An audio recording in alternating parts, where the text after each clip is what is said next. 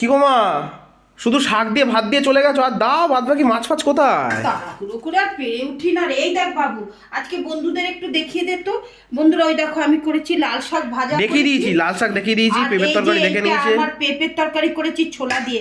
আর আজকের হচ্ছে বন্ধুরা শীতের রান্না করেছি, সে যে পেঁয়াজ কলি দিয়ে এই রকম কাটাপোনা মাছ রান্না করেছি আমি, এই রকম পেঁয়াজ কলি দিয়ে। এই দেখো বন্ধুরা, এটা একটু আলাদা রকম খেতে লাগবে। হ্যাঁ, 5 দিন 5 রকম, এগুলো সব শীতের খাবার।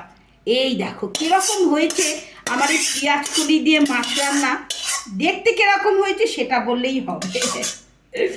খেতেও কিন্তু ভীষণ সুন্দর হয়। বন্ধুরা বানিয়ে খেয়ে দেখবে।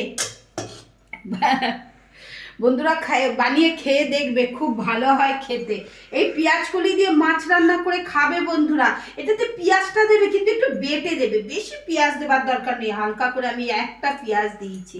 এই দেখো বন্ধুরা, এই দেখো কেমন লাগছে আমার এই পেঁয়াজ কলি দিয়ে মাছ রান্না।